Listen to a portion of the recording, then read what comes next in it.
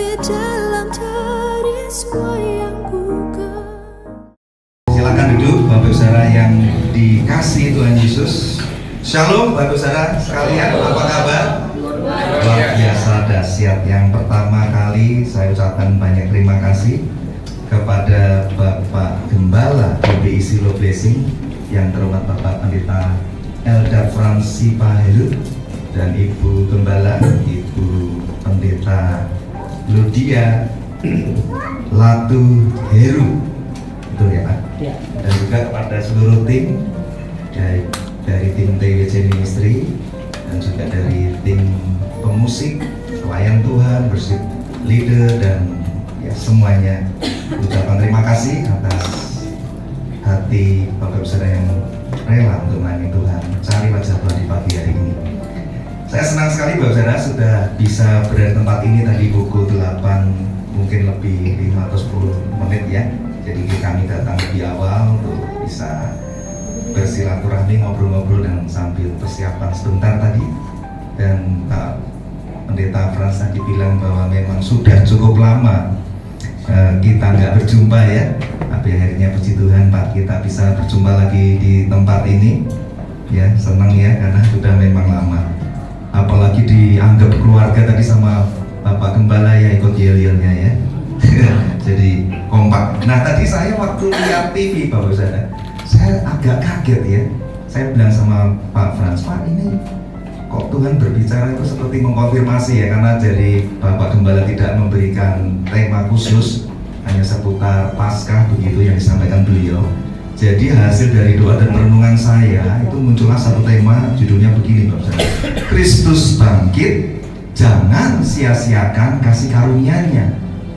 Nah, saya kaget ini TV ini kok tulisannya tuh bergerak terus ya. Silo adalah tempat di mana kasih karunia Allah berlimpah-limpah. Silo adalah tempat di mana kehadiran Allah dinyatakan, begitu ya.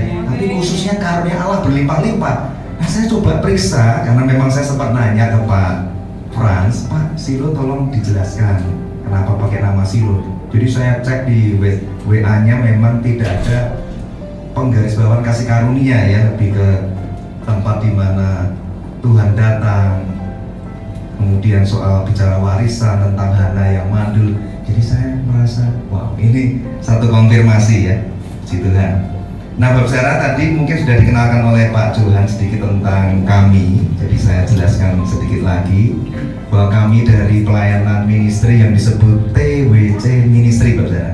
Ini sebuah singkatan dari The Wonderful Counselor Ministry. Jadi kalau dengar kata The Wonderful Counselor, Bapak Saudara jangan salah mengerti bahwa seolah-olah kami adalah seorang konselor semua. Bukan Bapak Saudara. The Wonderful Counselor itu dari Yesaya pasal 9, itu jabatan Tuhan Yesus. Penasehat ajaib, itu The Wonderful Counselor. Allah yang Bapa yang kekal, Raja damai, Allah yang perkasa ya. Jadi nama ministry kami ini mengambil dari nama Tuhan Yesus, The Wonderful Counselor. Kenapa? Karena kami ingin di mana-mana yang dikenal Tuhan Yesus saja. Nggak perlu kami ini kan cuma hamba. Ya, hamba yang tidak berguna, tapi di tangan Tuhan Yesus kita dapat digunakan menjadi alat kemuliaan-Nya. Nah, kami punya 7 visi dan misi Bapak Saudara. Nanti ini kan kita bagikan ya, mungkin sebagai sedikit kenang-kenangan ya, mungkin kayak souvenir gitu untuk Bapak Saudara. Ini bentuknya itu penyekat Alkitab. Kenapa sih kok kami bentuk penyekat Alkitab ini sebagai pengingat? Supaya Bapak Saudara setiap kali mengingat penyekat Alkitab ini, artinya Alkitab di rumah kembali disayangi Bapak Saudara.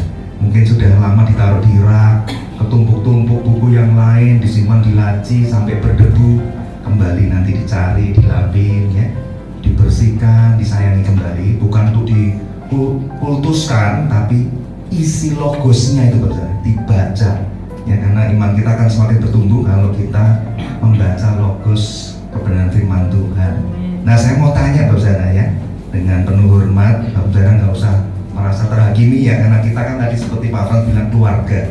Jadi saya mau tanya Bapak Saudara, berapa banyak jemaat di tempat ini yang masih punya kerinduan dan kedisiplinan, punya saat teduh yang intim dengan Tuhan, 1 jam saja satu hari, Ya tentu saja kalau saat teduh itu di dalamnya ya ada pembacaan firman, mungkin ada yang pujian penyembahan pribadi, dan tentu saja ada doa, mau doa syafaat dan lain sebagainya. Siapa Bapak Saudara yang masih punya kerinduan dan kedisiplinan, jangan bolong-bolong lah. Mungkin seminggu ya bolong satu gitu. Ada yang punya saat teduh 1 jam 1 hari, mungkin bisa angkat tangan. Puji Tuhan Bapak Gembala. Oh iya, puji Tuhan ya. Saya lihat memang jemaat di sini itu disayang Tuhan. Kenapa? Karena jujur. Ya, yang angkat tangan juga cuma sedikit. Tapi lebih baik jujur daripada saudara kita angkat tangan padahal enggak. Kan Tuhan menyelidiki sampai kedalaman hati. Begitu kan, berduka ya. Nah, tadi saya sebutkan bahwa ada 7 visi dan misi TWC Ministry. Nanti kalau ini dibagikan bisa dibaca ya. Saya hanya singgung 1 visi yang Tuhan taruh dalam hati kami, yaitu tentang mengobarkan api kebangunan rohani di akhir zaman. Itu penting saudara. Karena gereja kalau nggak ada api kebangunan rohani, apa yang terjadi? Kehidupan rohani kita nggak akan menyala-nyala bagi Tuhan. Menyala api cinta mula-mula pada Tuhan juga memudar. Kehidupan doanya pasti padam. Dan kesetiaan ikut Tuhan turun. Komitmen hidup kudusnya ya sudah pasti memudar juga. Dan yang paling berbahaya adalah tidak ada kerinduan untuk pergi bersaksi dan memberitakan Injil. Sudah pasti tidak akan dikerjakan selama hidupnya kalau kehilangan api kebangunan rohani di dalam hidupnya. Nah, apalagi kalau mau bicara Injil diberitakan sampai ke bangsa-bangsa, ya sudah makin mustahil ya. Karena yang dekat-dekat aja kita jarang mau bersaksi dan beritakan Injil. Jadi pagi hari ini kita sebagai orang percaya harus mau diajar dan belajar tentang kebenaran firman Tuhan, saudara. Tentu saja firman Tuhan yang benar dan yang sehat ini harus dikembalikan kepada gereja Tuhan. Oleh sebab itu nanti kami mengencourage, memberi dorongan kepada Bapak Ibu Saudara semua untuk, karena semuanya pasti punya gadget, pasti punya HP, pasti juga ada akun sosmednya. Kadang saking lupanya untuk saat teduh itu karena saking sibuknya kita ketarik pada sosmed ya. Ya pasti semua larinya ke sana ya, sampai lupa saat teduh ya. Dulu sinetron, sekarang handphone nggak bisa lepas. Entah YouTube, mungkin TikTok, Instagram, Facebook ya, itu bisa berjam-jam. Nah, saya menghimbau saudara nanti gunakan sosmed itu juga untuk mengupgrade kerohanian Anda, membooster iman Anda. Caranya bagaimana? Nanti silakan saudara masuk ke YouTube, ketik TWC Ministry. Ini saya nggak cari tambahan subscriber, bukan saudara ya, karena ada konten-konten khotbah seri pengajaran yang sangat penting, yang sangat sedikit sekarang hamba-hamba Tuhan mau membuat rekaman atau liputan khotbah pengajaran yang bobotnya begitu penting. Nah, beberapa judul khotbah pengajaran yang sudah kami upload, yang pertama adalah dosakah aku bila tidak memberitakan Injil. Ini betul-betul persiapan yang sangat mendalam dan ini sudah diupload. Bapak Saudara nanti bisa cari ya, dosakah aku bila tidak memberitakan Injil. Nggak semua orang percaya itu paham. Kalau ditanya, kalau Anda tidak beritakan Injil dosa nggak? Bingung jawabnya. Kenapa bingung? Karena memang nggak peduli. Apa itu Injil juga nggak tahu. Untuk apa diberitakan? Kenapa saya berdosa? Yang penting kan saya sudah datang ke gereja, duduk manis, dengar firman, pulang. Nah, nanti Anda akan kaget. Ternyata orang yang setelah tahu kebenaran dan tidak pernah mau taat melakukan perintah Tuhan, termasuk amanat agung kan perintah Tuhan, memberitakan Injil kan perintah Tuhan, Anda kan tahu Anda masuk jenis kategori dosa apa di depan Tuhan. Yang kedua, tetelestai ya, ini bicara tentang misi Tuhan dengan cinta yang tak terbatas, ketulusan dan pengorbanan yang besar. Nanti Anda bisa coba dengarkan. Kemudian ada judul Dikaios Katalebo Eremos. Ini bahasa Yunani yang artinya begini, orang benar ditinggalkan Tuhan di padang gurun. Bapak Saudara kalau dengar perumpamaan satu domba yang hilang, dicari Tuhan sampai harus ketemu, sementara yang 99 domba ditinggalkan Tuhan sendirian. Kalau Bapak Ibu Saudara cermat dan teliti akan kaget, karena menemukan 99 domba ini ditinggalkan Tuhan, bukan di padang rumput yang hijau, bukan. Dikatakan in the wilderness, ditinggalkan di padang gurun. Ini harusnya menggelitik hati kita sebagai orang percaya. Harusnya membuat kita gelisah. Kenapa Tuhan? Kok 99 domba, ini gambaran 99 orang benar, kok ditinggal Tuhan di padang gurun? Anda perlu belajar saudara, supaya mengerti isi hati Tuhan. Kenapa yang 99 orang ditinggal Tuhan hanya demi mencari satu orang berdosa yang terhilang dan tersesat di hadapan Tuhan. Kenali isi hati Tuhan supaya Anda bisa semakin berkenan di hadapan Tuhan. Kemudian ada judul Epikemai Ananke Eungaliso. Ini bahasa Yunani juga yang artinya begini: memberitakan Injil itu keharusan bagiku. 1 Korintus 9 ayat 16. Anda kan belajar bagaimana Rasul Paulus itu punya hati yang sedemikian mencintai Injil Tuhan. Dari seorang pendosa yang namanya Saulus, pembunuh jemaat Allah, yang suka meneror, menangkap, memenjarakan, menyiksa, membunuh, menyengsarakan umat Tuhan. Ketika ketemu dengan Tuhan Yesus, menerima Injil keselamatan, kok bisa ya? Di 1 Korintus 9 ayat 16, multimedia kalau dengar ayat boleh dibantu dimunculkan ya. Dia ngomong seperti ini: beritakan Injil itu bukan aku harus memegahkan diri, bukan satu kemegahan diri. Celaka kalau aku nggak beritakan Injil itu. Bagaimana seorang Rasul Paulus itu bisa ngomong seperti itu? Kita harus menyelami, kok bisa celaka yang nggak beritakan Injil? Itu dikupas sangat dalam pengajaran Epikemai Ananke Eungaliso. Anda perlu dengarkan bahasa. Kemudian ada judul khotbah pengajaran yang sudah diupload juga, judulnya begini: Ginosko Epiginosko Eungaliso, memberitakan Injil melalui experimental knowledge dan revelation knowledge. Nanti Anda dengarkan sendiri. Kemudian pada saat Natal tahun lalu, kami juga sampaikan khotbah pengajaran yang judulnya Proto Evangelium and the First Noel. Itu bicara tentang sejak Adam dan Hawa jatuh dalam dosa, misi penyelamatan Allah itu sudah dikerjakan, saudara. Bukan nunggu Tuhan Yesus lahir 2000 tahun yang lalu baru misi dikerjakan, tidak. Sejak Adam dan Hawa jatuh, Allah sudah berinisiasi menyelamatkan manusia. Luar biasa ya. Itu Proto Evangelium. Dan bulan yang lalu kami digerakkan Tuhan untuk membagikan khotbah pengajaran tentang benih lalang di antara gandum. Yang pertama itu judulnya Bangkit, Anda dipanggil untuk menabur benih. Yang kedua, gereja Tuhan harus bangkit karena ada benih lalang di antara gandum. Ini juga penting sekali karena gereja Tuhan di akhir zaman itu nggak menyadari bahwa ada benih lalang yang terus ditabur oleh musuh, yaitu iblis. Ditaburnya bukan di luar kebun gandum, di tengah-tengah kebun gandum, di tengah-tengah gereja. Jadi jangan kaget kalau ada bahaya penyesatan di akhir zaman ditabur oleh iblis melalui anak-anak iblis yang dibiarkan terus menyusup dan menyamar di gereja. Karena kebun gandum menyusup dan menyamar di gereja sebagai apa? Bisa sebagai jemaat palsu, sebagai pengajar palsu, gembala palsu, nabi palsu, pendeta palsu, penginjil palsu. Nah, celakanya hal kepalsuan ini dibiarkan terus-menerus naik ke mimbar dan mengajar kepada umat Tuhan. Makanya banyak umat Tuhan yang tersesat karena menerima Injil yang palsu dan pengajaran-pengajaran yang sesat. Nah, ini kondisi yang kita harus waspadai karena iblis menabur benih lalang di tengah gandum ini dilakukan iblis ketika gereja tertidur.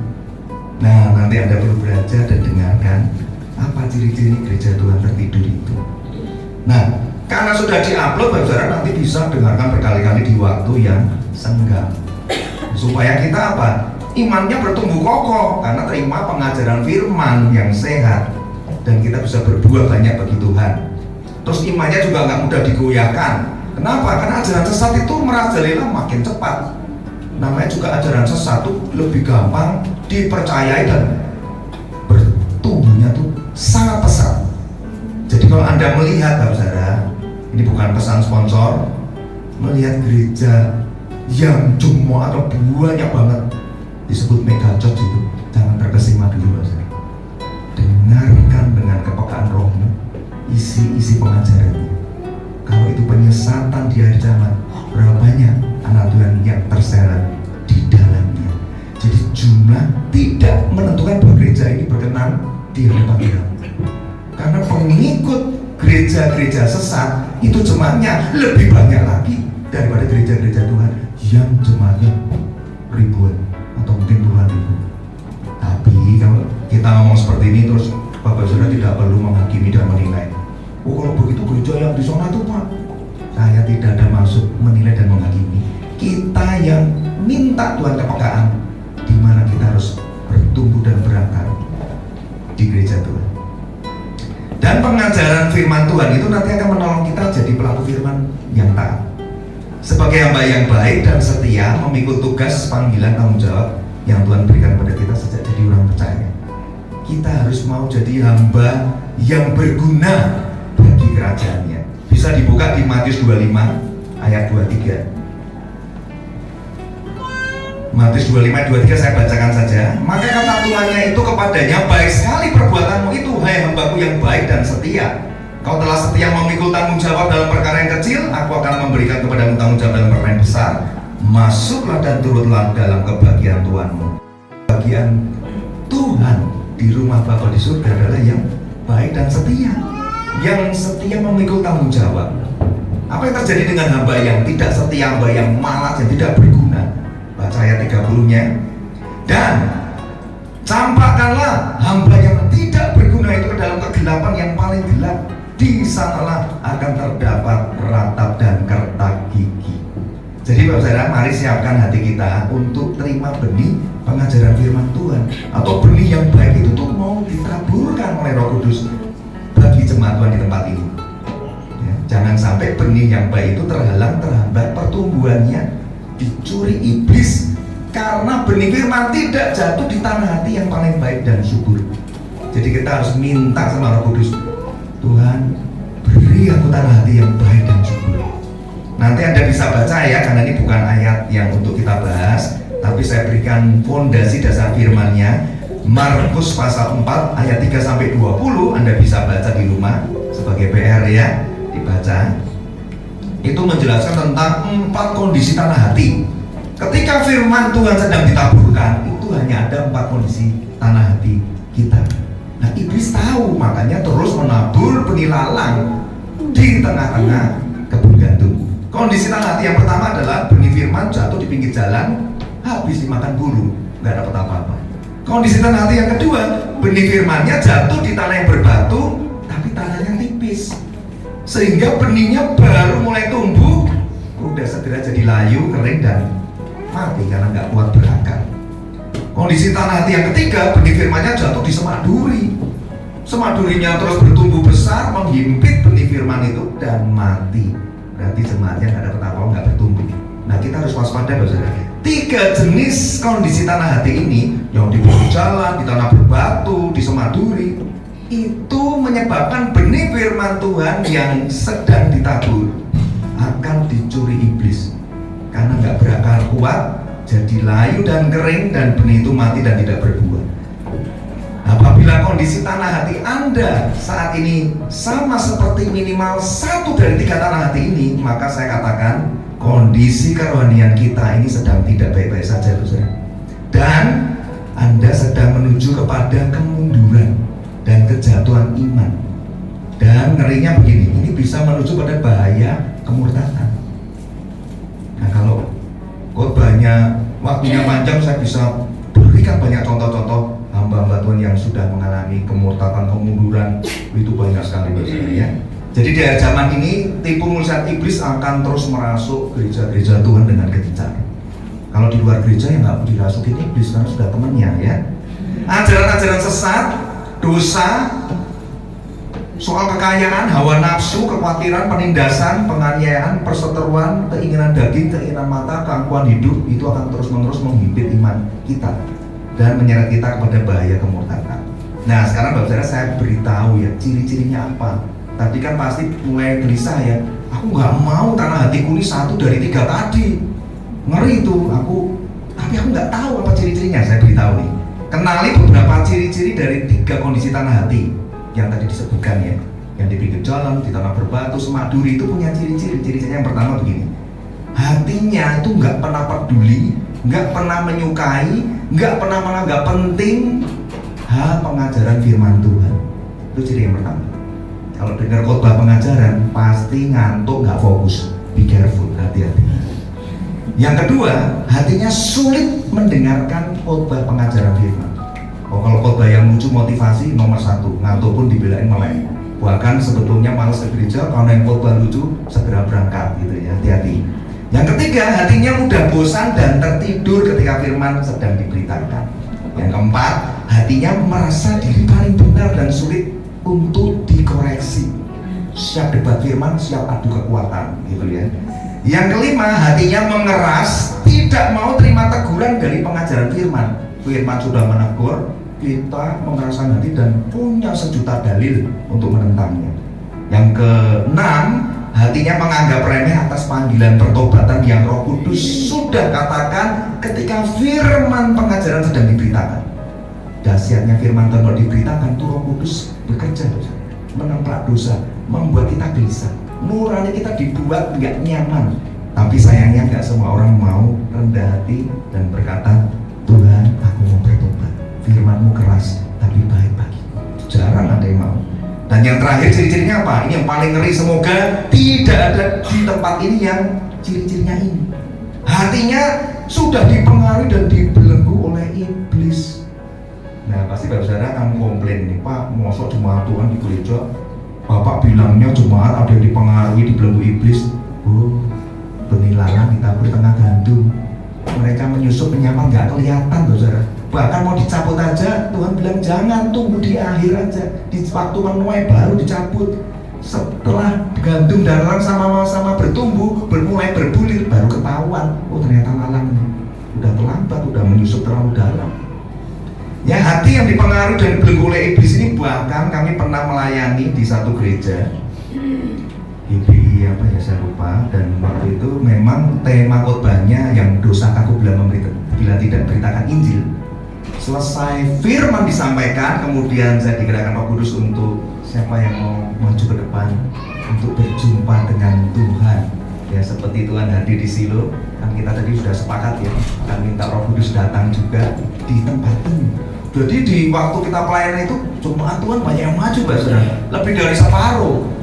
Dan yang saya kaget, yang ibu-ibunya kelepasan semua, muntah-muntah nggak karu-karuan, sampai bingung, wow, apa yang terjadi ya? Padahal tadi pelayanan sepertinya kudus, kayaknya udah kerja mandiri, tapi di altar Roh tidak ada yang bisa sembunyi, ditelanjangi Roh Kudus, bongkar semua, sehingga mereka bermanis-manisnya itu muntah, kompak, ibu-ibunya muntah semua.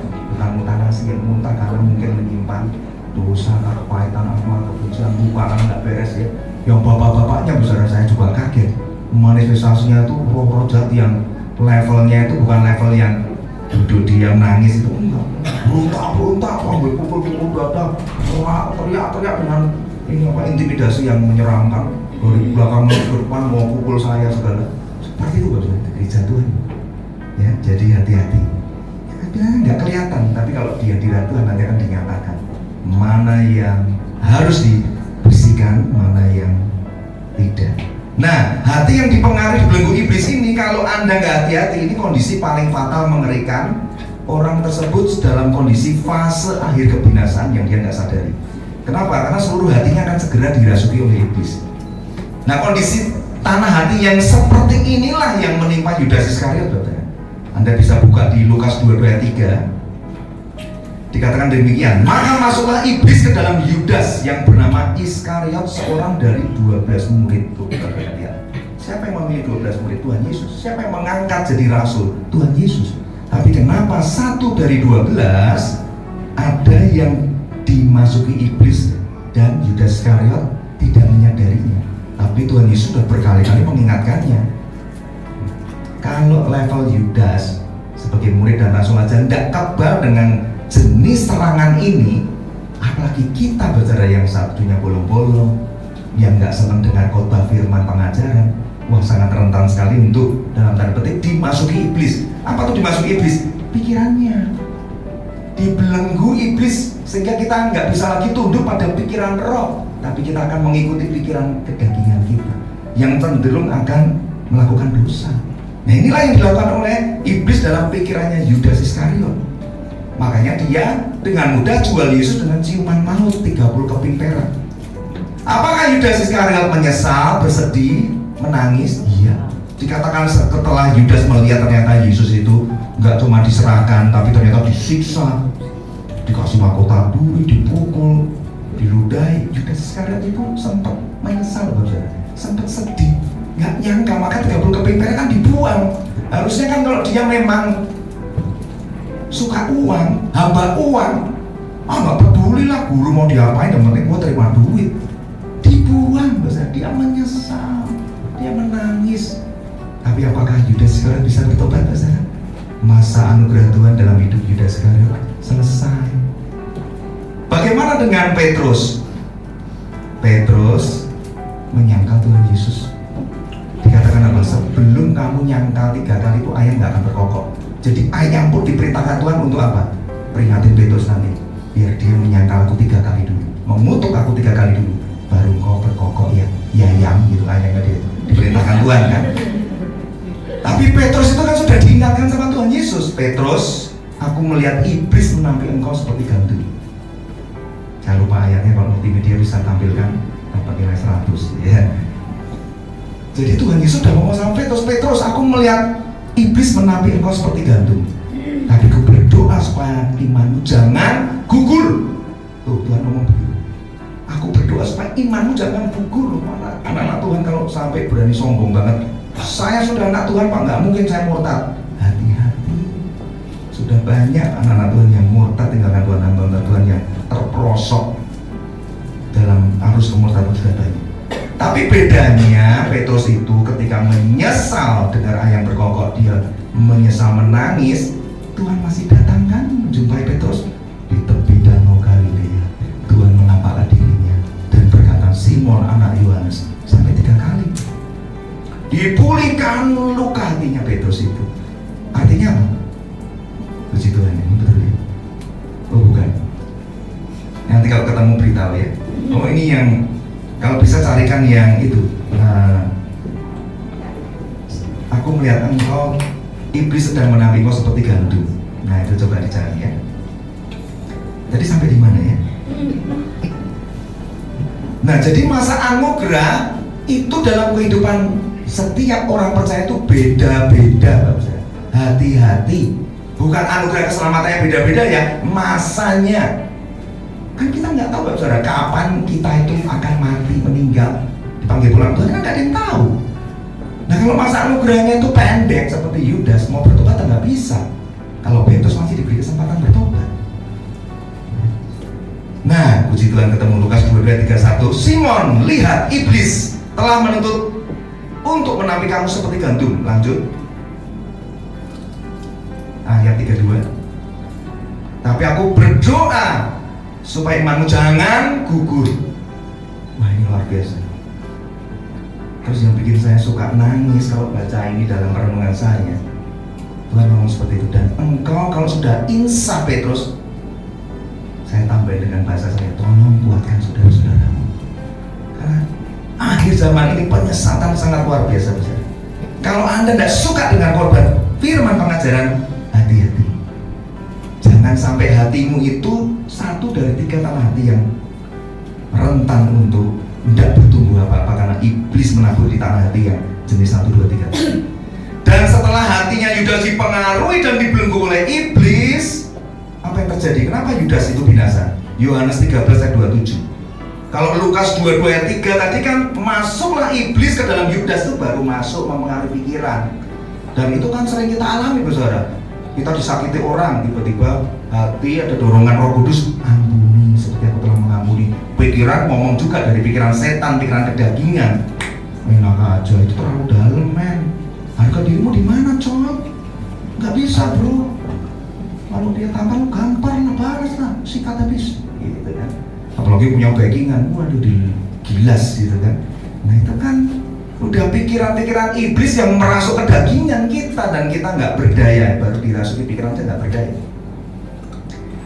Di Yohanes 13 ayat 27 ini yang terjadi. Kalau orang dimasuki iblis di pikiran dan tidak pernah mau disucikan, dikuduskan dengan kuasa firman, yang terjadi apa? Dan sesudah Yudas menerima roti itu, ia kerasukan iblis. Nah kalau udah kerasukan, bayangkan, Anda jangan bilang begini, Pak, mana mungkin Pak, sudah percaya Tuhan Yesus, Nah, Yudas apa yang nggak kurang percaya 3,5 tahun melihat Tuhan Yesus melakukan banyak mujizat, ikut pergi mengajar, mendengar Injil diberitakan, melakukan mujizat. Itu Yudas sudah kenyang 3,5 tahun, lengket sama Tuhan nonstop pemuritannya.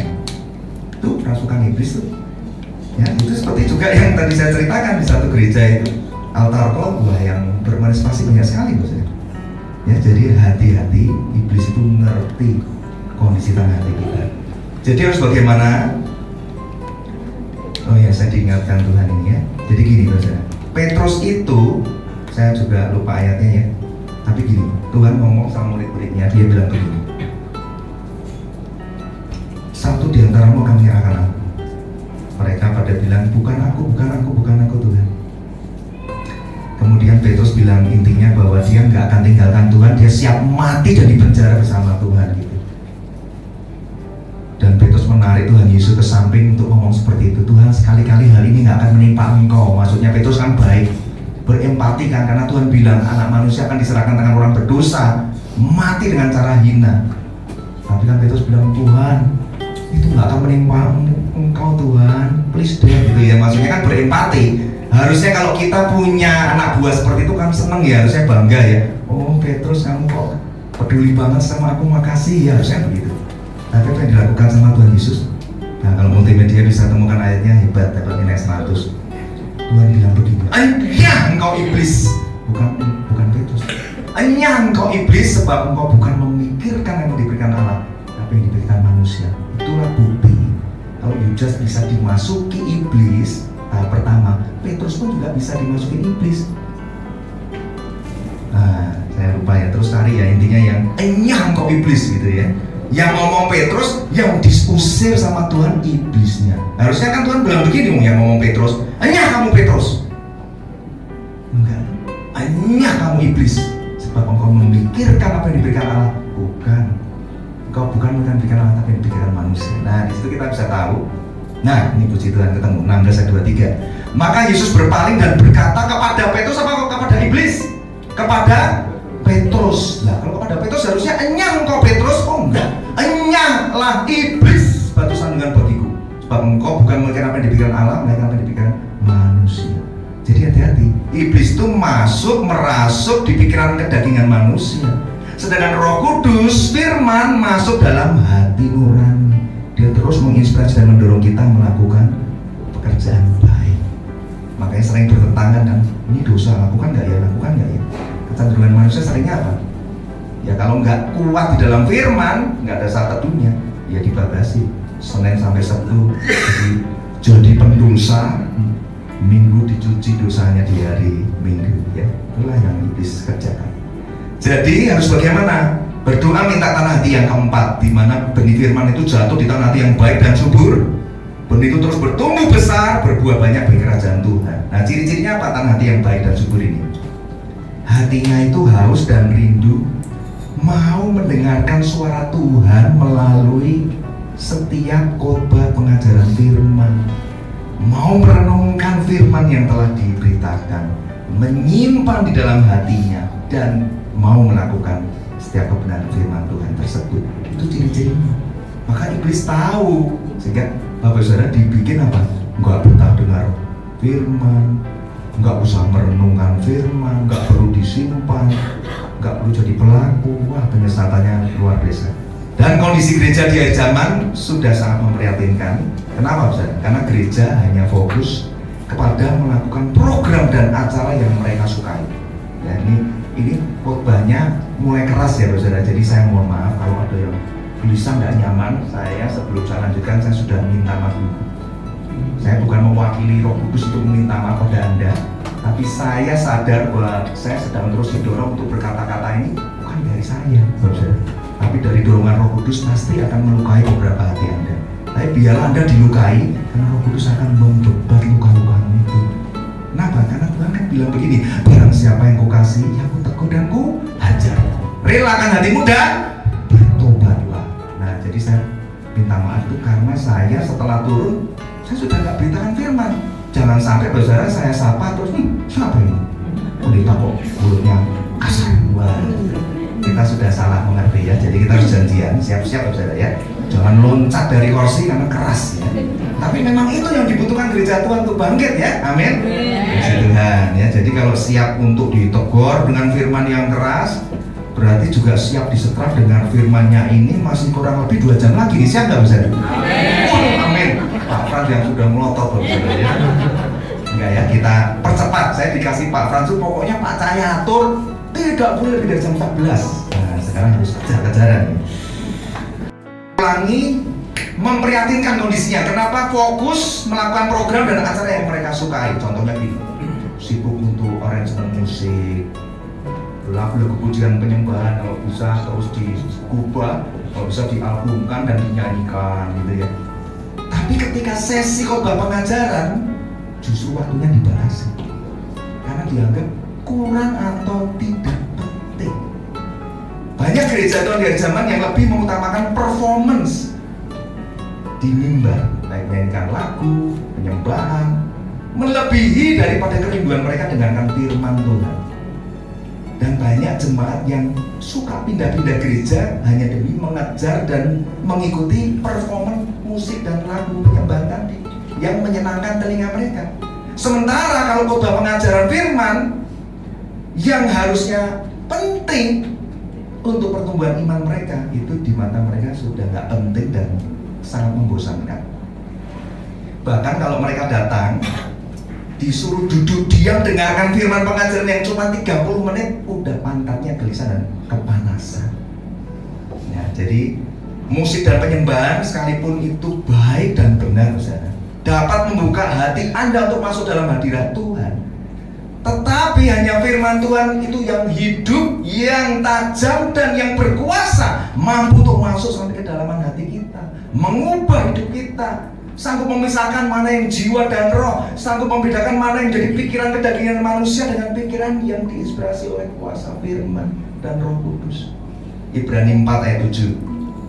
Sebab itu ia menetapkan pula suatu hari, yaitu hari ini, ketika ia sekian lama berfirman dengan perkataan Daud seperti dikatakan di atas, pada hari ini jika kamu mendengar suaranya, jangan keraskan hatimu.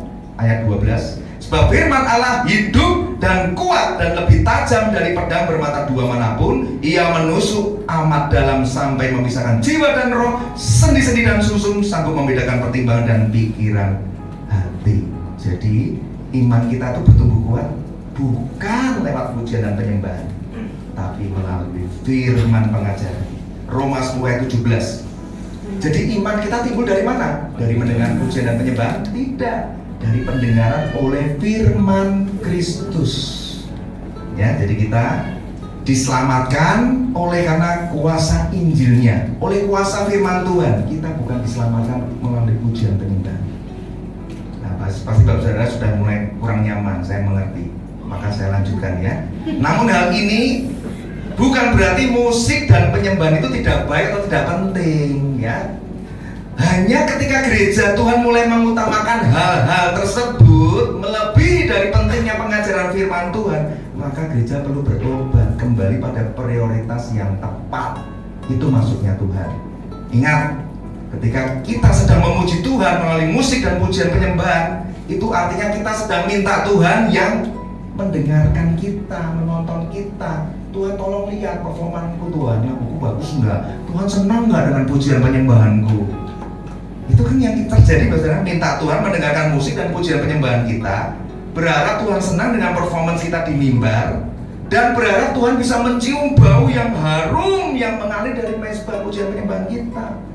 Padahal belum tentu loh Tuhan senang. Bisa jadi Tuhan sedang berduka karena kita tidak mempersembahkan persembahan yang harusnya dibawa pada Tuhan itu dalam kondisi persembahan yang terbaik. Ternyata enggak, belum tentu kan. Makanya Bapak Saudara, apa persembahan yang terbaik di hadapan Tuhan itu melalui mezbah pujian penyembahan kita? Itu harus persembahan yang mengalir dari kekudusan hidup. Yang pertama. Yang kedua, persembahan itu harus mengalir dari hati yang mau mengampuni. Yang ketiga, persembahan harus mengalir dari hati yang tidak menyimpan benci, amarah, dendam, kepahitan.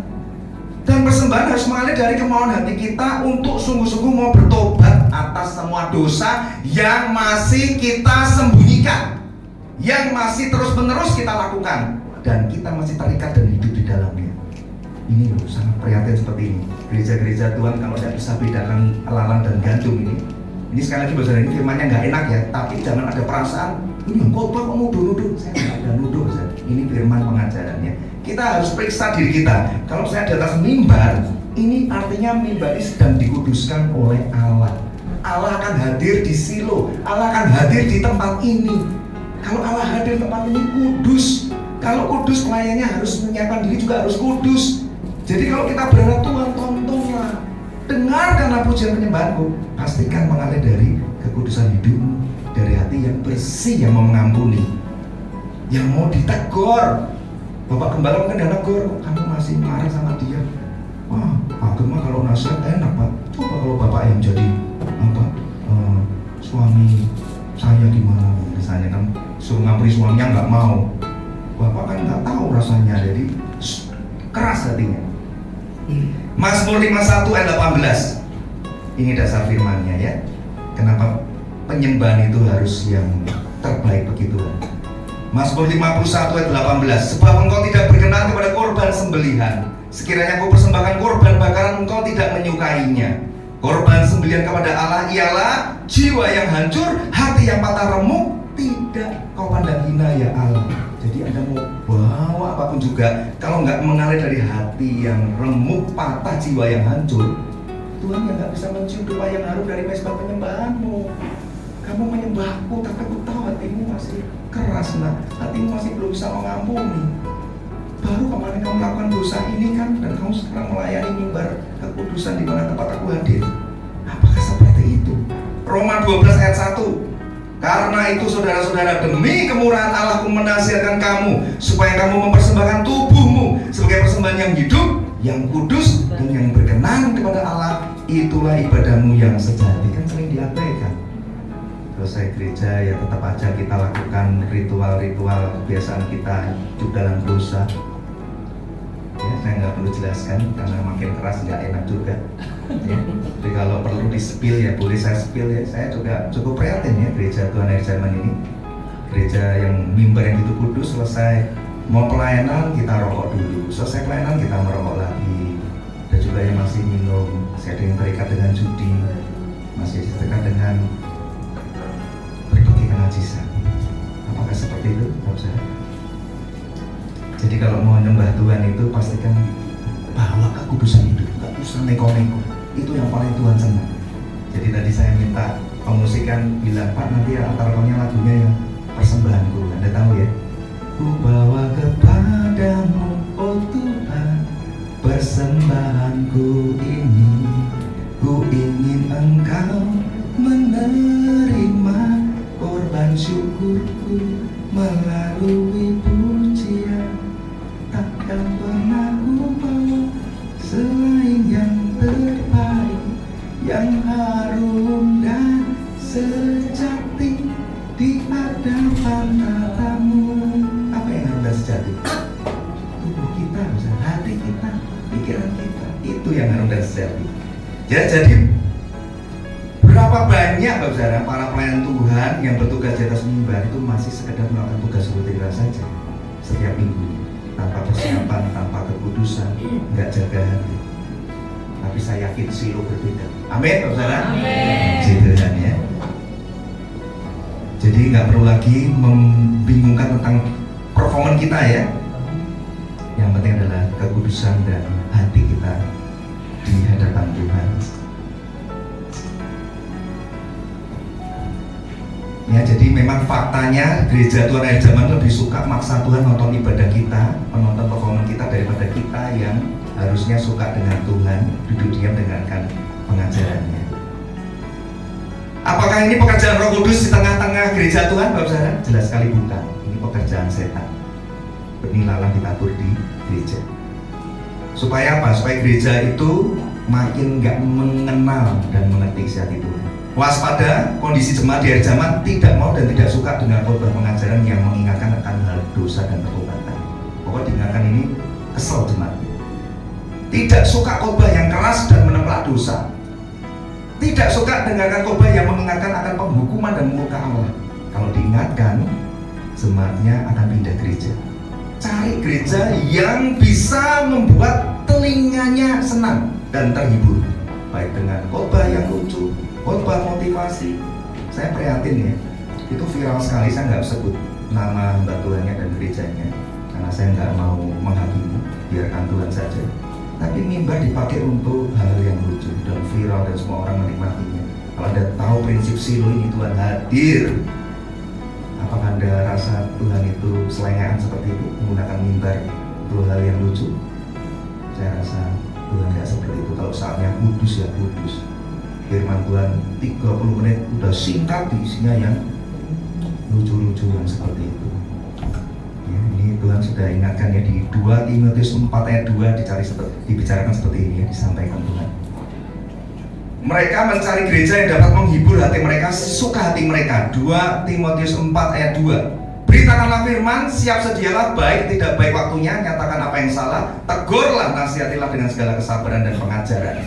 Pengajaran. Karena akan datang waktunya orang tidak dapat lagi menerima ajaran sehat. Nah, sudah terjadi, ya zaman ini makin parah. Tetapi mereka mengumpulkan guru-guru menurut kehendaknya untuk memuaskan keinginan telinganya. Mereka memalingkan telinganya dari kebenaran dan membukanya bagi dongeng. Oh, kalau udah didongeng seneng banget, memang lucu, seneng banget. Tapi kuasailah dirimu dalam segala hal, sabarlah menderita, lakukanlah pekerjaan pemberita Injil, tunaikanlah tugas pelayanan. Ini panggilan kita sebagai hamba Tuhan dan panggilan Anda juga bersama. Nah, sekarang kita bisa belajar dari Maria dan Marta ya, supaya Anda semakin kokoh ya, nggak cuma dengar ini pendetanya benar nggak sih, ini dasar firmannya mana? Lukas 10 ayat 38. Ya, saya bacakan Lukas 10 ayat 38. Ketika Yesus dan murid-muridnya dalam perjalanan, tibalah ia di sebuah kampung. Seorang perempuan yang bernama Marta menerima dia di rumahnya. Perempuan itu mempunyai seorang saudara yang bernama Maria. Nah, ini menarik. Maria ini duduk dekat kaki Tuhan dan terus mendengarkan perkataannya. Sedangkan Marta sibuk sekali melayani. Ia mendekati Yesus dan berkata, Tuhan, tidakkah engkau peduli bahwa saudaraku membiarkan aku melayani seorang diri? Suruhlah dia membantu aku. Tetapi Tuhan menjawabnya, Marta, Marta, engkau khawatir dan menyusahkan diri dengan berbagai perkara. Tetapi hanya satu saja yang perlu. Maria telah memilih bagian yang terbaik yang tidak akan diambil daripadanya. Nah, ini saya simpulkan begini, hati-hati dengan kesibukan pelayanan. Kalau Tuhan hadir, kalau Tuhan datang di Silo, Tuhan Yesus datang, Maria itu lebih memilih untuk duduk diam dekat kaki Tuhan dan terus mendengarkan perkataannya. Sementara Marta pilihnya apa? Menyusahkan diri dengan berbagai kesibukan pelayanan. Ya, simpulannya kan itu. Nah, kata perkataannya, saudara, yang di ayat 39, Maria ini duduk dekat kaki Tuhan dan terus mendengarkan perkataannya. Anda bisa selidiki. Kalau belajar firman itu sekalian menyelidiki. Selidiki Alkitab bahasa aslinya, itu bahasa Yunani. Itu kata perkataannya berasal dari kata logos. Apa arti logos? Logos itu artinya firman Allah, perkataan Allah, ajarannya, dan Injilnya itu logos. Jadi Maria duduk diam dekat kaki Tuhan Yesus itu untuk terus mendengarkan logosnya, firmannya, pengajarannya, dan Injilnya. Sedangkan Marta memilih untuk sibuk sekali melayani. Sudah dia memilih sibuk melayani, dia nuduh Tuhan juga. Tuhan Yesus, kamu nggak peduli sih? Aku sedang sibuk begini. Bahkan sudah nuduh Tuhan, nggak peduli, masih juga nyuruh-nyuruh Tuhan. Ini luar biasa ya, kalau saya aja nggak berani. Ini Marta menurut saya ini udah levelnya berani dan kurang ajar ya sama Tuhan Yesus ya. Udah dia merasa, wah ini sibuk loh Tuhan melayani engkau dan murid-muridmu nih, lagi siapin masakan, cuci pakaiannya. Itu Maria malah duduk-dudukan begitu. Udah nuduh Tuhan gak peduli dan nyuruh Tuhan negur Maria. Nah, kata melayani di ayat 40, sedang Marta sibuk sekali melayani. Itu kata melayani itu dalam bahasa Yunaninya berasal dari suku kata diakonia. Apa artinya diakonia? Pelayanan, melayani, tugas pelayanan, pelayanan kasih. Nah, apakah Tuhan mau berbicara bahwa diakonia nggak penting dalam satu gereja? Ya enggak, lagi-lagi ini bicara prioritas yang tepat dan benar Tuhan mau kembalikan pada gereja Tuhan. Jadi yang penting apa? Ketika Tuhan Yesus datang di kampungnya Marta Maria, mana yang lebih disukai Tuhan? Yang duduk diam dengar logosnya Tuhan. Berarti kalau Tuhan Yesus datang di Silo, Tuhan Yesus datang di tempat ini, di gereja ini, yang sangat penting, sangat perlu menjadi bagian yang terbaik, yang kudus, yang sempurna, yang berkenan di mata Tuhan, seharusnya jadi prioritas utama untuk dikerjakan oleh gereja Tuhan, yaitu apa? Logosnya, pengajaran firman Tuhan. Nah, momen firman Tuhan disampaikan itu harus jadi momen yang paling kudus, dan jemaat harus dilatih untuk hormat, fokus, punya sikap hati yang menghormati hadirat Tuhan. Karena Tuhan datang di Silo, Tuhan datang di tempat ini. Kita duduk diam dengan Tuhan bicara. Dengarkan perkataan firman-Nya, pengajaran dan Injilnya. Itulah yang disebut duduk diam dekat kaki Tuhan, dengar perkataannya. Ya, jadi kita harus waspada ya Bapak Saudara. Jangan sampai kita merasa begini, aku kan sudah banyak melayani Tuhan, sudah banyak melakukan pelayanan yang menurut kita baiklah. Tapi sesungguhnya di mata Tuhan apa? Kita itu sedang dinilai Tuhan begini. Kamu tuh sibuk sendiri, menyusahkan dirimu sendiri dengan berbagai kesibukan pelayananmu. Padahal bukan itu yang Tuhan nanti-nantikan untuk kita kerjakan. Ya, jadi kalau sikap hati kita benar nih, kita tahu mana yang harus diprioritaskan, sehingga kesibukan pelayanan kita tuh mengalir dari sikap hati yang benar. Paham Bapak Saudara ya? Itu penempatan prioritas yang Tuhan mau. Bukan terus nanti dengar khotbah ini, terus ngomong sama Pak Gembala begini, Pak, setelah saya dengar khotbah, saya nggak mau melayani lagi, saya mau duduk diam dengar khotbah terus saja. Nah, ini nanti salah nangkapnya. Prioritasnya dipilih sama Tuhan Yesus. Sikap hatinya benar dulu, punya hati yang haus untuk dengar khotbah pengajaran firman Tuhan, tekun, fokus. Kalau mau ngantuk, cubit itu kan biar nggak tertidur. Karena kan itu ciri-ciri tiga tanah hati yang tidak baik. Iblis kan menabur dengan berbagai cara, dibikin ngelamun, tiba-tiba bisa ngebayangin kemana-mana gitu kan, dibuat jauh sampai ke mana, Amerika, ke Cina gitu kan, padahal ada di Cibubur. Itulah pekerjaan iblis kan. Ya, jadi kalau sikap hatimu benar, baru kesibukan pelayananmu itu menyenangkan hati Tuhan. Kalau sikap hatimu nggak benar, terus Anda akan jadi seperti Marta, nuduh-nuduh Tuhan. Tuhan, kurang apa aku melayani Engkau? Tapi kenapa Tuhan izinkan aku menderita? Sekarang pekerjaanku begini Tuhan, usahaku turun begini-begini, komplain. Keluargaku, anakku, aku kan udah melayani Engkau. Nah, sikap hatinya aja prioritasnya salah. Ya, jadi kita harus kembali kepada yang prioritas yang Tuhan sudah ingat. Tuhan Yesus mau agar kita duduk diam dekat kaki Tuhan, mendengarkan Tuhan mengajar dan beritakan Injilnya. Ya, jadi Tuhan Yesus itu di Matius 9 ayat 35 itu mengajar kita dua hal penting harus kembali pada gereja Tuhan, yaitu apa? Pengajaran firman dan pemberitaan Injil itu wajib.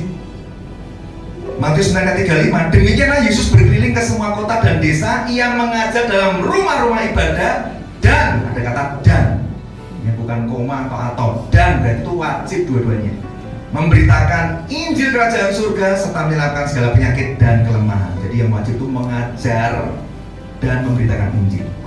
Itu dua hal yang wajib. Nah, jadi kita renungkan ya, kalau gereja Tuhan sudah meninggalkan hal pengajaran firman dan penginjilan, maka sekalipun saat ini kondisi gereja dan jemaatnya masih dinilai orang sebagai gereja yang hidup dan bertumbuh, itu tidak penting. Karena yang penting kita harus tanya Tuhan, Tuhan, di matamu gerejaku bagaimana? Gereja yang kamu gembalakan bagaimana? Kalau Tuhan bilang mengalami kematian, ya kita harus bangkit. Karena yang bilang hidup kan bukan Tuhan, tetapi tetangga kita, teman-teman kita. Luar biasa ya, gerejamu bertumbuh ya. Jemaatnya dulu kan cuma 10, sekarang 50 ya. 2 tahun lagi akan jadi 100 ya. Puji Tuhan. Akan lebih puji Tuhan lagi kalau Tuhan yang ngomong. Nah, ini Tuhan tegur di gereja di Sardis. Kita buka di Wahyu 3 ayat 1. Kondisi gereja Sardis ini adalah cerminan kondisi gereja akhir zaman. Dan tuliskanlah kepada malaikat jemaat di Sardis, inilah firman Dia yang memiliki ketujuh roh Allah dan ketujuh bintang itu. Aku tahu segala pekerjaanmu, ini yang ngomong Tuhan Yesus ya. Aku tahu segala pekerjaanmu. Engkau dikatakan hidup padahal engkau mati.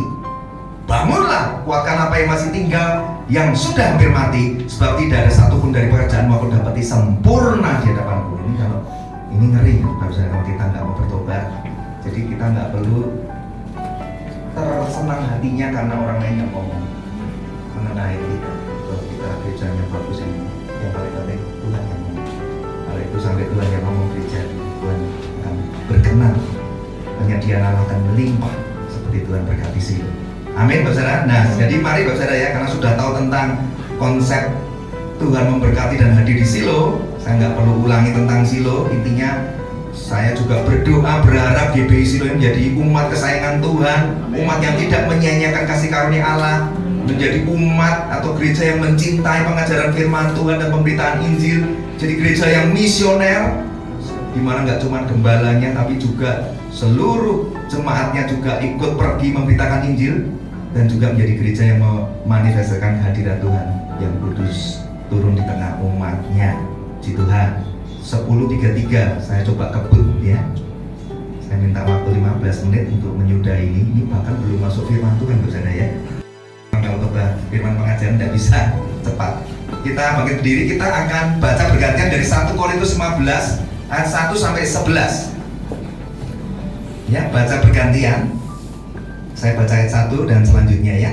Dan sekarang saudara-saudara, aku mau mengingatkan kamu kepada Injil yang aku beritakan kepadamu dan yang aku terima, dan yang di dalamnya kamu teguh berdiri. Oleh Injil itu kamu selamatkan, asal kamu teguh kepadanya, seperti yang telah dikatakan kepadamu, kecuali kalau kamu telah sia-sia.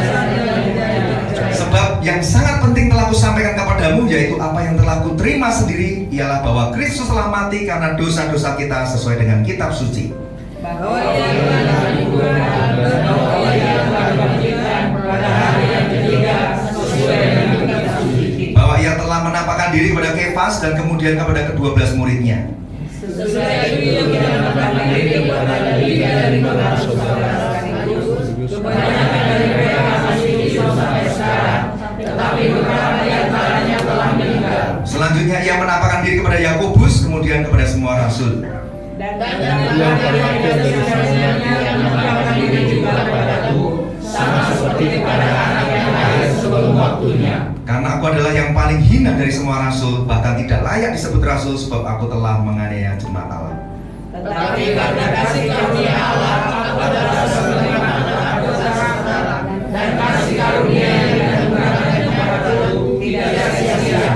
Sebaliknya, aku telah bekerja keras daripada mereka bersama, tetapi karena aku melahirkan kasih karunia Allah yang menyertai aku. Sebab itu baik aku maupun mereka, demikianlah kami mengajar dan demikianlah kamu menjadi percaya. Puji Tuhan, silakan duduk saudara. Ya, biarlah yang berbahagia yang sudah membaca firman aja dikatakan berbahagialah mereka yang membaca firman, merenungkan, simpan di hatinya dan melakukan firman Tuhan. Singkat saja langsung saya ambil yang penting-penting ya pengajarannya. Jadi Rasul Paulus itu mengingatkan kepada seluruh jemaat di Korintus tentang apa saudara? Tentang bahwa sejak mereka terima kasih karunia Allah, sejak mereka melihat dan mengalami kuasa kebangkitan Kristus, mereka itu punya ketaatan dan kerinduan untuk yang pertama bersaksi dan memberitakan Injil. Itu yang dilakukan oleh Paulus, murid Kristus yang lain, dan 500 saudara seiman yang melihat Tuhan naik bangkit tadi ya, dan para rasul yang lain. Jadi mereka punya ketaatan dan kerinduan untuk mengajarkan kebenaran firman Tuhan. Mereka juga punya ketaatan untuk bersaksi beritakan Injil, sehingga dari pelayanan mereka itu menghasilkan orang-orang percaya di ayat 11 tadi. Sebab itu baik aku, maksudnya Paulus, maupun mereka, yaitu murid Tuhan 500 orang yang lain, demikianlah kami mengajar. Nah tadi ini saudara, fondasi yang tadi khotbah disampaikan itu baru fondasinya. Itu sudah makan waktu ya, ini baru mau masuk intinya ya. Jadi Injil yang Rasul Paulus beritakan dan ajarkan kepada seluruh jemaat di Korintus itu adalah Injil keselamatan yang memberitakan tentang Yesus Kristus mati di kayu salib, menebus dosa, dikuburkan, bangkit pada hari ketiga, menang atas kuasa maut. Jadi kematian dan kebangkitan Yesus ini hal yang sangat penting dalam pemberitaan Injil. Dan sejak mereka percaya pada Injil dan menerima kasih karunia Allah, dikatakan di ayat kedua dan ayat ke-10, intinya begini kesimpulannya. Janganlah mereka menjadi orang percaya yang sia-sia, dan janganlah menyia-nyiakan kasih karunia Allah. Maka judul khotbahnya kan Kristus bangkit, jangan sia-siakan kasih karunia-Nya. Itu dasar ayat firman-Nya dari 1 Korintus 15 ayat 2 dan 10. Rasul Paulus mengajarkan kita bahwa sejak jadi orang percaya, jangan menjadi orang percaya yang sia-sia, jangan menyia-nyiakan kasih karunia Allah. Tapi harus bagaimana? Harus lebih keras lagi, lebih giat lagi untuk mengajar kebenaran firman Tuhan, menjadi saksi Kristus, dan beritakan Injil. Ini 3 hal yang digarisbawahi oleh Rasul Paulus. Pasti yang jemaat komplain, Pak, aku nggak sekolah gimana bisa mengajar? Itu nanti tugas gembala yang memberikan tips. Yang dimaksud mengajar yang paling sederhana itu seperti apa, tinggal diduplikasi saja. Pak, aku nggak bisa bersaksi, moso. Kalau bersaksi nggak bisa, itu artinya hidup kekristenan kita mati, saudara. Karena nggak ada hubungan dengan Tuhan. Kalau kita hubungan kita dengan Tuhan, setiap hari itu mengalami kebaikan Tuhan yang bisa diceritakan, kesehatan, dan lain sebagainya. Jadi harus bisa bersaksi tentang kebaikan Tuhan dan bagaimana jadi orang percaya. Beritakan Injil, nggak perlu sekolah juga, itu ada tips penginjilan sederhana. Ya, nanti juga gembala bisa menolong jemaatnya. Ya, intinya 3 hal ini penting. Nah, kalau Anda sebagai orang percaya sudah diselamatkan, pilihnya untuk cuek, malas, dan nggak peduli, mengabaikan tugas panggilannya untuk mau mengajarkan firman, menjadi saksi, beritakan Injil. Nah, ini yang disebut orang percaya yang sia-sia. Yang menyia-nyiakan kasih karunia Allah adalah yang tidak mau bersaksi, tidak mau memberitakan Injil. Minimal 2 inilah. Ya. Bahkan Tuhan Yesus sebelum ia naik ke surga juga sudah memberikan tugas amanat agung untuk dikerjakan kepada semua orang percaya, bukan hamba-hamba Tuhan, saudara. Itu amanat agung, tugas kepada semua orang yang percaya. Dan di dalam amanat agung itu juga mengandung 3 hal tadi: mengajarkan kebenaran firman, menjadi saksi Kristus, memberitakan Injilnya. Nggak percaya bisa dibuka di Matius 28 ayat 18 sampai 20. Ya. Yesus mendekati mereka dan berkata, "Kepadaku telah diberikan segala kuasa di surga dan di bumi. Karena itu pergilah." Kata pergilah itu pengutusan. Pergilah, diutus untuk apa? Ya bersaksi, beritakan Injil, ya mengajar. Jadikan semua bangsa muridku. Dan kalau sudah memenangkan jiwa baru, kemudian untuk bisa dijadikan murid Kristus, itu ada prosesnya. Namanya proses pemuritan, namanya proses pengajaran. Ya, jadi sudah lengkap ya. Ada pengajarannya, ada bersaksinya, dan ada beritakan Injil. Ayat 20-nya malah lebih digarisbawahi, dan ajarlah mereka melakukan segala sesuatu yang telah kuperintahkan kepadamu. Ya, jadi kalau mau melakukan amanat agung, itu jangan berpikirannya terlalu sempit. Amanat agung cuma beritakan Injil doang, tidak.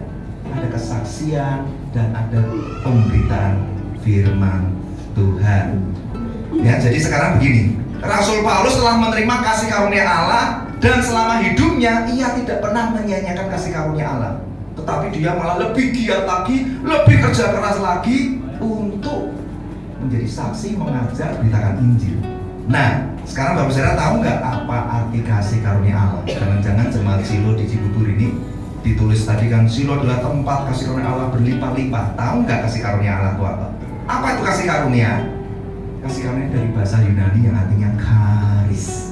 Nah, karis itu artinya begini: rahmat, anugerah, belas kasihan Allah, kehadiran Allah, kasihnya Allah, kuasanya Allah, kemuliaannya Allah, kebaikannya, kemurahannya, berkatnya. Wow, itu kasih karunia itu selengkap itu, Bapak Saudara. Jadi kalau mau dirangkum dengan satu kalimat yang cukup sangat penting dan kita harus ingat, kasih karunia Allah itu arti lengkap dan utuhnya begini. Ini hasil perenungan, Saudara. Kehadiran dan kasih Allah melalui Yesus Kristus yang diberikan kepada orang percaya oleh Roh Kudus, yang di dalamnya terdapat rahmat Allah, anugerah Allah, dan kuasa Allah untuk melakukan kehendaknya. Nah, saya karena nggak punya waktu nggak bisa mengajarkan apa itu rahmat Allah, anugerah Allah. Ya, saya ulangi ya. Jadi kasih karunia Allah adalah kehadiran dan kasih Allah melalui Yesus Kristus yang diberikan kepada orang percaya oleh Roh Kudus, yang di dalamnya terdapat rahmat Allah, anugerah Allah, dan kuasa Allah untuk melakukan kehendaknya. Nah, jadi sekarang saya tutup. Di akhir zaman ini semakin banyak orang percaya yang hanya cinta dirinya sendiri. Mereka tinggal di zona kemalasan dan kenyamanan rohani. Bahkan mereka berpikir soal kesaksian atau hal bersaksi dan beritakan Injil itu bukan jadi tugas orang percaya, melainkan tugas hamba-hamba Tuhan saja. Nah, celakanya begini, tadi itu adalah suatu kesalahan yang fatal. Saya ulangi ya, akhir zaman ini banyak orang percaya yang cuma cinta dirinya sendiri, tinggal dalam zona kemalasan dan kenyamanan rohani. Karena mereka punya pikiran kalau bersaksi beritakan Injil itu bukan tugas orang percaya, tapi tugasnya Bapak Gembala, tugasnya para penginjil, para hamba-hamba Tuhan. Nah, celakanya hal ini kesalahan yang fatal. Pasti Bapak Saudara komplain, Pak, dasarnya mana Pak? Faktanya apa kok saya bisa katakan itu kesalahan yang fatal? Faktanya jemaat mula-mula, tahu ya, gereja mula-mula di Kisah Para Rasul itu ada jemaat mula-mula, nama gerejanya GMM, gereja mula-mula ya, sehingga nama jemaatnya juga jemaat mula-mula. Faktanya jemaat mula-mula di zaman itu ikut beritakan Injil dengan penuh kerinduan dan ketaatan, padahal kondisi mereka dalam tekanan, penderitaan dan penganiayaan yang hebat, tapi mereka tetap setia beritakan Injil. Mana dasar ayatnya? Kisah Para Rasul 8 ayat 1. Supaya Anda tidak bisa untuk ngeles lagi, Pak, jemaat itu duduk diam aja Pak, beritakan Injil Bapak Gembalanya saja Pak dan para penginjil. Tidak. Kisah Para Rasul 8 ayat 1. Saulus juga setuju bahwa Stefanus mati dibunuh. Pada waktu itu mulailah penganiayaan yang hebat terhadap jemaat di Yerusalem. Mereka semua, saya ulangi, mereka semua itu artinya jemaat yang ada di Yerusalem, kecuali rasul-rasul. Jadi rasul-rasul nggak termasuk, hamba-hamba Tuhan nggak termasuk, penginjil-penginjil nggak termasuk. Hanya jemaat yang tersebar ke seluruh daerah Yudea dan Samaria. Saya ulangi ya. Pada waktu itu mulailah penganiayaan yang hebat. Jadi di zaman Yerusalem itu, peristiwa itu, jemaat disiksa, ditangkap. Mereka harusnya kan ketakutan, sembunyi aja, dikunci pintunya, ada gedor-gedor, ya udah jangan dibukain. Tetapi ternyata mereka semua kecuali rasul-rasul itu memilih untuk tersebar ke seluruh daerah Yudea dan Samaria. Ngapain Pak mereka tersebar? Langsung loncat ke ayat 4 saja. Ayat 4, Kisah 8 ayat 4. Mereka yang tersebar itu menjelajah ke seluruh negeri sambil memberitakan Injil. Jadi nggak heran kalau jumlah gereja mula-mula itu bertambah dengan pesat dengan jumlah orang-orang yang menjadi percaya. Petrus sekali berkhotbah 3.000 orang bertobat. Jemaat mula-mula juga ikut menginjil. Itu jumlah pertemuan gereja mula-mula mungkin di angka 30.000 jiwa, saudara. Karena jemaat yang punya kerinduan yang sama dengan para rasulnya. Jadi jangan lagi Anda mengatakan begini, tugas bersaksi beritakan Injil menjadi tugas pendeta hamba Tuhan, itu keliru, saudara. Tuhan memanggil Anda untuk ikut pergi bersaksi dan beritakan Injil. Bahkan Tuhan sendiri juga sudah jadi teladan penginjilan. Markus 1 ayat 38. Jawab Tuhan Yesus, marilah kita pergi ke tempat lain, ke kota-kota yang berdekatan, supaya di sana aku juga memberitakan Injil, karena untuk itu aku telah datang.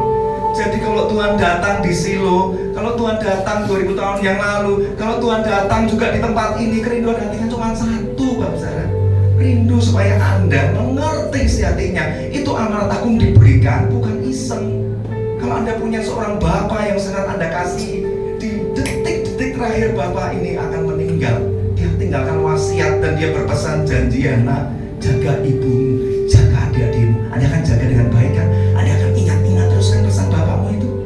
Demikian juga Bapakmu di surga yang telah rela memberikan satu anak yang tunggal, satu-satunya putra tunggal mahkota surga, diberikan pada dunia yang hilang ini. Dan ketika beliau mau naik ke surga memberi pesan yang begitu penting, yaitu amanat agung Yesus Kristus, itu amanat yang kudus, yang mulia. Kita pasti mampu mengerjakannya, asalkan mau, asalkan rindu. Kisah Para Rasul 4 ayat 13. Semoga hati Anda mulai digemburkan oleh Roh Kudus. Kisah Para Rasul 4 ayat 13. Supaya Anda tahu Tuhan tuh nggak pilih rupa, Tuhan tuh nggak pilih-pilih. Aku pilih yang S2, aku pilih yang lulusan S3, aku lihat dia fasilida, aku pilih dia karena dia kayaknya punya modal untuk menginjil. Enggak. Kisah 4 ayat 13. Ketika sidang itu melihat keberanian Petrus dan Yohanes dan mengetahui bahwa keduanya itu cuma orang biasa yang tidak terpelajar, heranlah mereka, dan mereka mengenal keduanya sebagai pengikut Yesus. Sejak Anda jadi orang percaya, sejak Anda dikenal sebagai pengikut Yesus, bukankah Anda dengan Petrus dan Yohanes juga tidak berbeda? Petrus Yohanes ini nelayan biasa. Apa sih keahliannya? Cuma urusan pancing, jaring, kapal, arah mata angin, gimana cara tangkap ikan. Mungkin pendidikannya di zaman itu belum ada TK, SD, belum ada PAUD. Mungkin mereka nggak berpendidikan, nggak pernah sekolah akademis, tapi dipilih Tuhan, Bapak Ibu. Tuhan pilih orang biasa yang tidak terpelajar. Terlebih Anda semuanya di tempat ini, saudara. Semua minimal sudah pasti SMA, SMK, bahkan ada yang D3, S1, bahkan yang S2. Anda harus punya keberanian yang sama seperti Petrus dan Yohanes. Minta sama Tuhan Yesus, minta Roh Kudus curahkan di hari kebangkitan Yesus ini. Minta Roh Kudus dicurahkan sekali lagi atas gereja Tuhan di tempat ini, supaya kita punya hati yang rela dan mau untuk jadi saksi Tuhan dan memberitakan Injilnya. Amin, saudara. Saya undang kita semua bangkit berdiri. Dan ku ingin mengenalmu Tuhan, lebih dalam dari semua yang bukan. Meluas kasihan-Mu Bapa, penuhi hati kami, curahkan kuasa Roh Kudus, abdi kemuliaan-Mu, melahkan hati yang rindu untuk melayani-Mu, sampai seluruh negeri ini, sampai seluruh bumi ini dipenuhi api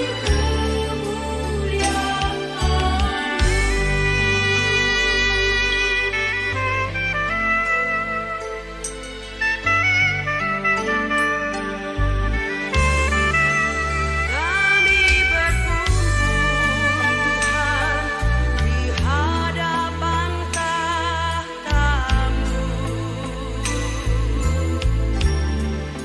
sujud menyembah dalam indahnya hadirat-Mu.